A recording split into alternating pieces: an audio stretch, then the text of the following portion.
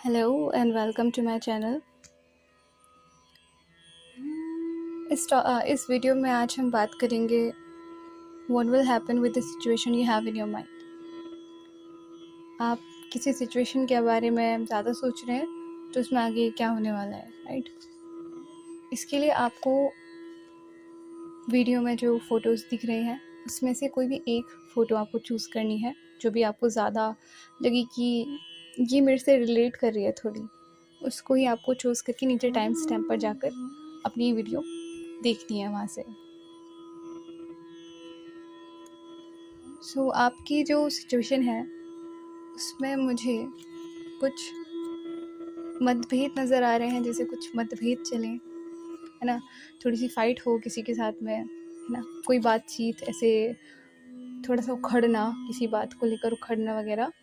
But वो चीज़ें जो हैं वो एंड हो जाएंगी। वो जो परेशानी जो आपको मतलब आप बोझ उठा रहे थे किसी चीज़ का, अंदर से आपको लग रहा था कि कब ख़त्म होगी ये चीज़ें, कब मैं इसको कितने समय से लेके चल रहा हूँ आगे, ये चीज़ कब एंड होगी, इसका एंड कब होगा, बहुत हो गया है, मुझे ये चीज़ें और नहीं चाहिए। जैसे आपके मन में अगर ये चीज़ें बहुत भावनाएं चल रही हैं तो वो अब समय जो है इसके साथ में ऐसे मतलब कॉन्फ्लिक्ट्स वगैरह होते होते वो चीज़ें अब शांत हो जाएंगी। ठीक है, ये समय उनका पूरा होने का है, एंड होने का है। इसके साथ में आपको एक नई शुरुआत होगी चीज़ों में। ये जो चीज़ें हैं ख़त्म होने के बाद में इनके साथ में एक नई शुरुआत आपको देखने को मिलेगी अपनी सिचुएशन में। फिर से नई ताज़गी, है ना, वो चीज़ें जो हैं फिर से बहुत हैप्पी मतलब टर्न लेंगी। काफ़ी इसके बाद एंड होने के बाद चीज़ें अच्छी हो जाएंगी। तो ये आपकी सिचुएशन में आगे होगा। हो सकता है कि अगर ये कोई ऐसा है कि किसी से बात होनी बंद हो गई थी तो हो सकता है कि बात होनी फिर से शुरू हो जाए, है ना, कुछ बहस होकर चीज़ें ऐसे टर्न आउट हो जाए। तो इस तरीके से आपके लिए ये कॉन्फ्लिक्ट जो है वो ऑफर में भी टर्न हो सकता है।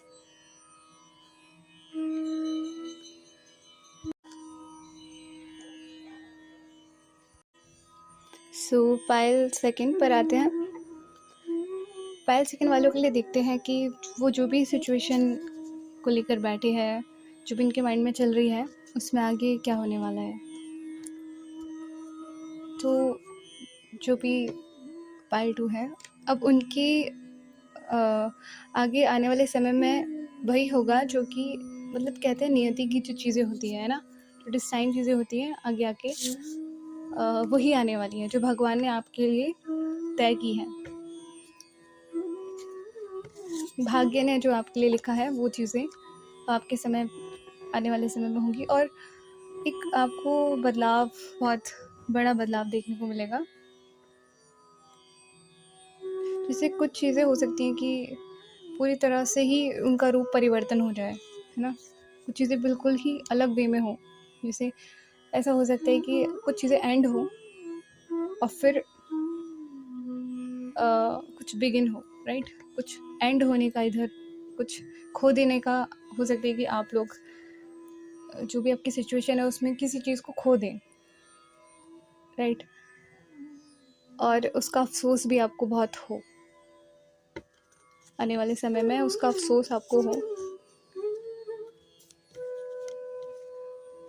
पर जैसे उसको खोने के साथ में कोई एक होप भी कहीं कहीं ना कहीं बची हो, पूरी तरह से मतलब कुछ चीज़ें एंड ना हुई हो, एक कुछ होप बची हो उस चीज़ में। लॉस तो हो ही गया, वो कहीं ना कहीं से वो चीज़ ख़त्म हो गई, पर एक छोटी सी होप हो, पर उसके साथ में आपके अंदर जो है बहुत रिग्रेट हो सिचुएशन में। कहीं ना कहीं खुद को कंट्रोल, सेल्फ कंट्रोल आप आने वाले समय में करेंगे। और हो सकता है कि आप आने वाले समय में खुद ही एक्शन लें उस सिचुएशन में, फिर खुद ही उस सिचुएशन को अच्छा बनाएं अपने एक्शन से, राइट।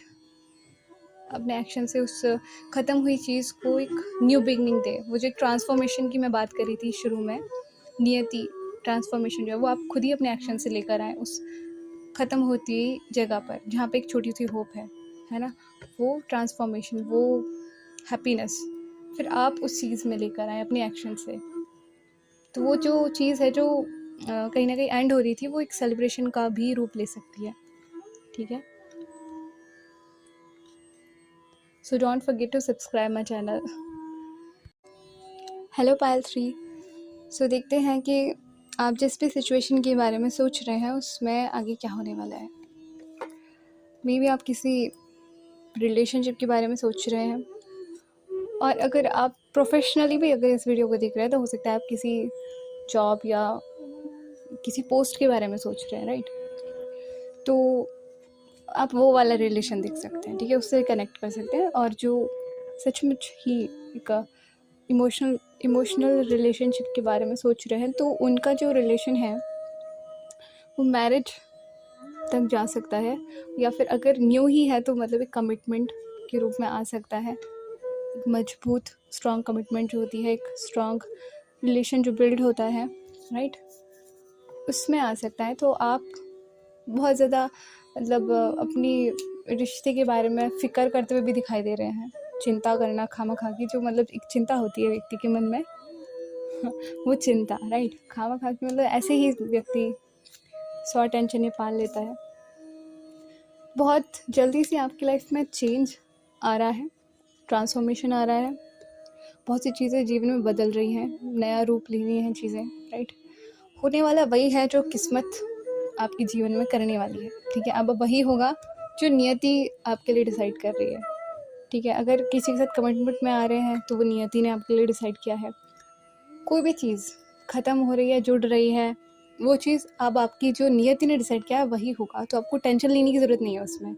एंशियस होते हुए मुझे आगे दिखाई दे रहे हैं आप लोग, तो आप लोगों को एंशियस होने की ज़रूरत नहीं है। हो सकता है अब जो कोई पार्टनर मिलने वाला है वही आपका एक ट्रू सोलमेट हो, या वही आपके लिए एक जेन्युइन पार्टनर हो, राइट।